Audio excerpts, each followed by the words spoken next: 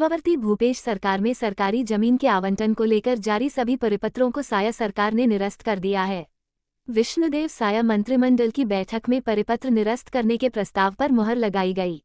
सरकार के फैसले की जानकारी देते हुए डिप्टी सीएम अरुण साव ने कहा है कि जमीन आवंटन को लेकर किसी तरह की शिकायत आने पर उसकी जांच कराई जाएगी।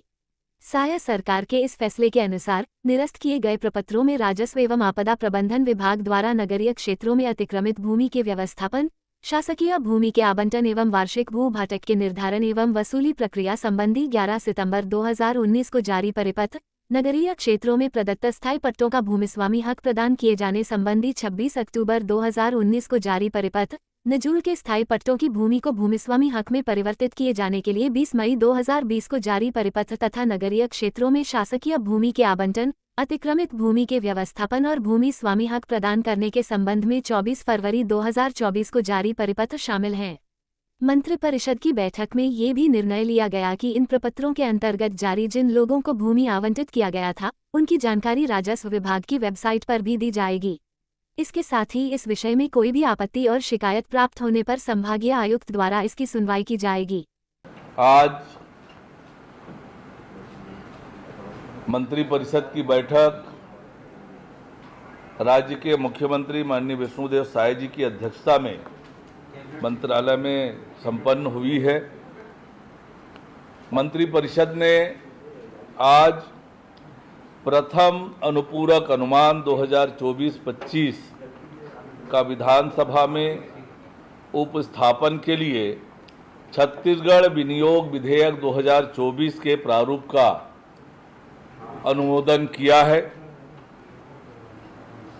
विष्णुदेव साय जी की सरकार ने आज एक और महत्वपूर्ण निर्णय किसानों के हित में लिया है। किसानों को उनकी फसल का अधिकतम मूल्य प्राप्त हो, इसके लिए छत्तीसगढ़ कृषि उपज मंडी अधिनियम में संशोधन किए जाने का निर्णय लिया है। मंत्रिपरिषद की बैठक में छत्तीसगढ़ कृषि उपज मंडी संशोधन विधेयक 2024 के प्रारूप का अनुमोदन किया गया। इसके माध्यम से अन्य प्रदेशों के मंडी बोर्ड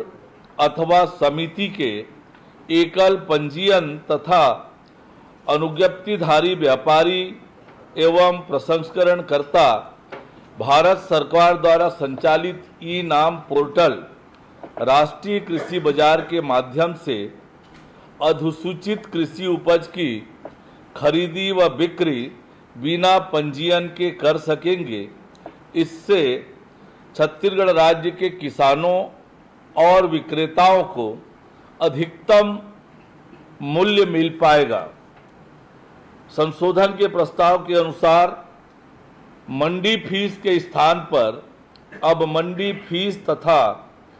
कृषक कल्याण शुल्क शब्द जोड़ा जाना प्रस्तावित किया है। संशोधन प्रस्ताव के अनुसार कृषक कल्याणकारी गतिविधियों के लिए मंडी बोर्ड अपनी सकल वार्षिक आय की 10% राशि छत्तीसगढ़ राज्य कृषक कल्याण निधि में जमा करेगा और इस निधि का उपयोग नियमों में शामिल प्रयोजन के लिए किया जाएगा। एक और महत्वपूर्ण निर्णय आज के मंत्रिपरिषद की बैठक में लिया गया, जिसके माध्यम से छत्तीसगढ़ राज्य के नगरीय क्षेत्रों में शासकीय भूमि के आवंटन, अतिक्रमित भूमि के व्यवस्थापन और भूमि स्वामी हक को प्रदान करने के संबंध में मंत्रिपरिषद ने महत्वपूर्ण निर्णय लेते हुए इस संबंध में पूर्व में जारी सभी परिपत्रों को निरस्त किया है, जिसमें राजस्व एवं आपदा प्रबंधन विभाग द्वारा नगरीय क्षेत्रों में अतिक्रमित भूमि के व्यवस्थापन, शासकीय भूमि के आवंटन एवं वार्षिक भू फाटक के निर्धारण एवं वसूली प्रक्रिया संबंधी 11 सितंबर 2019 को जारी परिपत्र, नगरीय क्षेत्रों में प्रदत्त स्थायी पट्टों का भूमि स्वामी हक प्रदान किए जाने संबंधी 26 अक्टूबर 2019 को जारी परिपत्र नजुल के स्थायी पट्टों की भूमि को भूमि स्वामी हक में परिवर्तित किए जाने के लिए 20 मई 2020 को जारी परिपत्र तथा नगरीय क्षेत्रों में शासकीय भूमि के आवंटन, अतिक्रमित भूमि के व्यवस्थापन और भूमि स्वामी हक प्रदान करने संबंधी जारी परिपत्र शामिल है। मंत्रिपरिषद की बैठक में निर्णय लिया गया कि इन प्रपत्रों के अंतर्गत जारी आदेशों के तहत